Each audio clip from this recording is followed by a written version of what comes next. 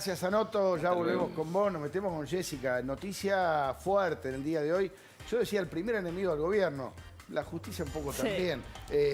A ver, ¿qué es lo que pasó, Jessy? Bueno, finalmente la mesa de enlace que agrupa las 4 entidades del campo decidió ir a un paro, ¿sí? Un cese de comercialización de granos de carnes para la semana que viene. La medida está prevista entre el lunes y el jueves. ¿Los 4 días? Sí, los 4 días. Y todo esto comenzó a la mañana cuando la primera en salir y marcar la cancha fue CRA, que es Confederaciones Rurales Argentinas, diciendo nosotros vamos al paro. Si quiere el resto que adhiera o no, eso precipitó una decisión porque las otras entidades venían evaluando distintas posibilidades.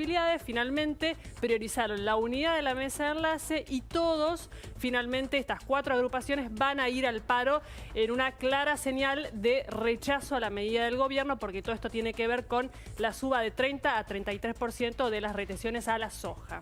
Bien, a todo esto ya habían empezado en Córdoba algunas protestas con cortes de ruta y todo, ¿no? Sí, ya hubo cortes de ruta. De hecho, el comunicado de CRA termina con una frase muy sugestiva, el de esto hoy. Es Córdoba, que perdón, esto es hoy en Córdoba. Cerca de Altagracia fue esto, eran tractores que salieron a la calle y cuyos productores, la verdad es que lo que pasó es que las bases, es decir, los productores corrieron... Vos lo dijiste el otro día, había enojo en las bases, la dirigencia no asumía eso todavía. Sí, Estos son los que se conocen como autoconvocados. Exactamente, los autoconvocados, bien Marcelo. Sí, los autoconvocados en su momento, la semana pasada, Alberto Fernández dice en realidad son opositores encubiertos, quiso de alguna manera partidizar el reclamo. Es cierto que hubo dirigentes del agro que después fueron candidatos o fueron funcionarios del gobierno de Mauricio Macri. También es cierto que en la elección el voto del interior de la provincia de Santa Fe, de la provincia de Córdoba y del interior de la provincia de Buenos Aires también apoyó al gobierno anterior.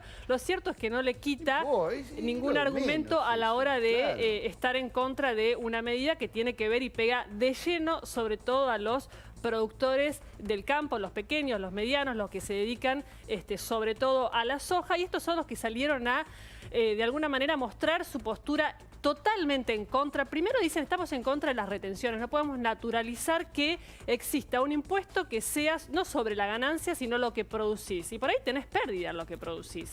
Es decir, es muy discutido el tema de la retención. Pasa que las retenciones ya estaban, ¿no? Ya las había impuesto Macri. Ya las había, no, las puso Dualde. Es decir, hace muchísimos años, Macri lo que hizo fue idear un esquema a la baja.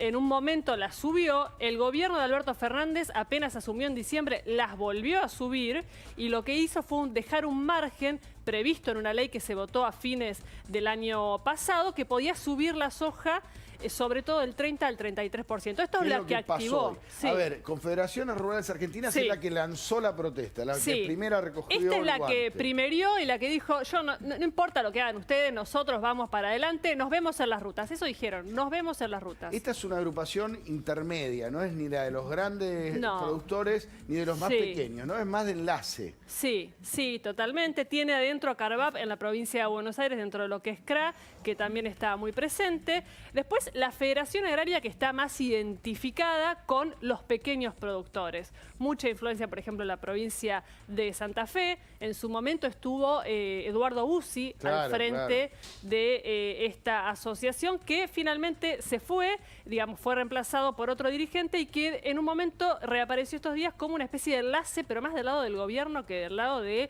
la mesa de enlace, lo que generó cortocircuito. Bussi mismo terminó trabajando para Sergio Massa. Para Sergio Massa, exactamente. Bueno, con Inagro y la sociedad rural, de quienes esperaba tal vez un choque más directo con el gobierno, sin embargo lo arrancó la Confederación Rural. ¿Esto significa que vuelve la mesa de enlace, Jessy? Te pregunto cómo en los tiempos de Cristina, los 4 reunidos, en claro choque con el gobierno, ¿volvemos a ese escenario o hay que esperar? Hay que esperar. ¿Por qué digo esto? Porque durante estos 2 meses los dirigentes de estas agrupaciones intentaron un diálogo con el gobierno con cintura política, con moderación, con racionalidad.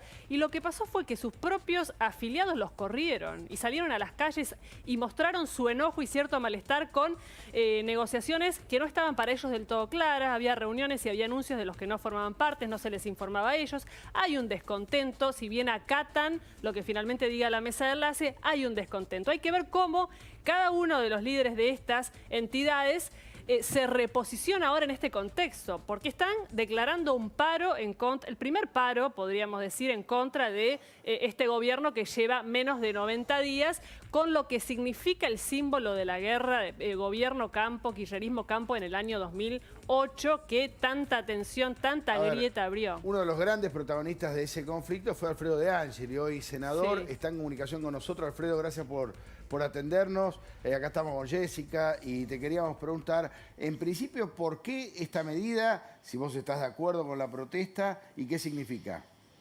Bueno, buenas tardes, Tato, buenas tardes, Jessica.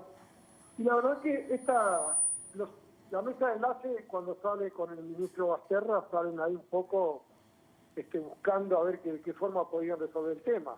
Pero este paro lo impulsan los productores y la mesa de enlace, cuando los problemas de los productores son la mayoría iguales, no le queda otra cosa que la mesa de enlace de salir a un paro, porque es la voluntad de los productores, más que de la mesa de enlace.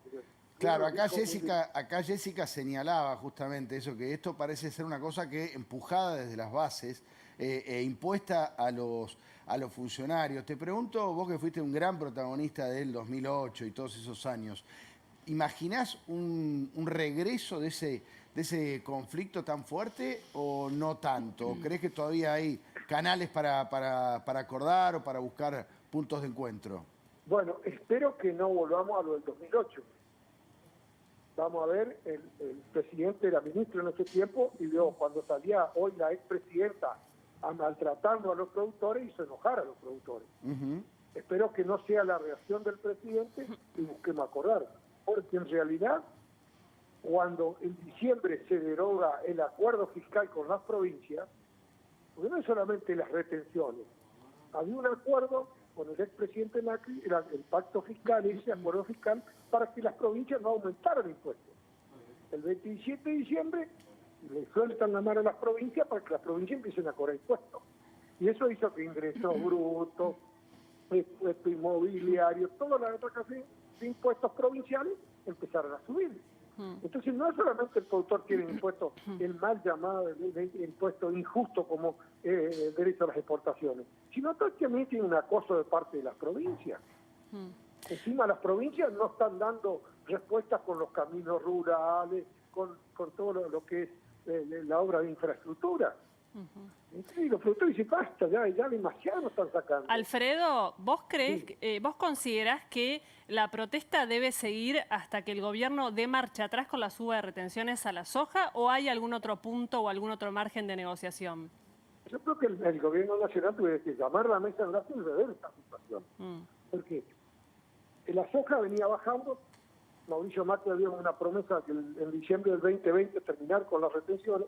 El día de diciembre, cuando deja el gobierno de Mauricio Macri, la soja estaba a 24,7, el maíz estaba a 6,7, el trigo a 6,7, los derechos de exportación, la leche en polvo al 5, la carne bovina al 5, y hoy tenemos el 33 en la soja, el 12 en el maíz, el 12 en el trigo, por dar datos a algunos, la leche en polvo la subida al 9%, eso va a seguir de vuelta, eso se refleja en el productor. Cuando dice, le vamos a cobrar derecho a los exportadores no pagan los impuestos, el derecho a exportación, porque lo paga el sector agropecuario. Eso sí, se refleja en los productores agropecuarios y dice, no, viste que por ahí, el presidente de los días de la Asamblea habló de no mentir, ir con la verdad, la palabra empeñada y todo eso. Y dice, le vamos a cobrar a los que más tienen, a los exportadores. Y el productor no es exportador. Ahí hay 5 exportadoras que son las que tienen que hacer el ajuste, no los productores. Encima lo llevan, en el caso de la soja, a 1000 toneladas. Un pequeño productor siembra 300 hectáreas, 350 hectáreas, y ya son las 1000 toneladas, injusto, tienen 1010 toneladas y ya no entran en la baja del derecho a las Alfredo, exportaciones, como pasa con la carne vacuna, Alfredo, con el maíz, con el trigo.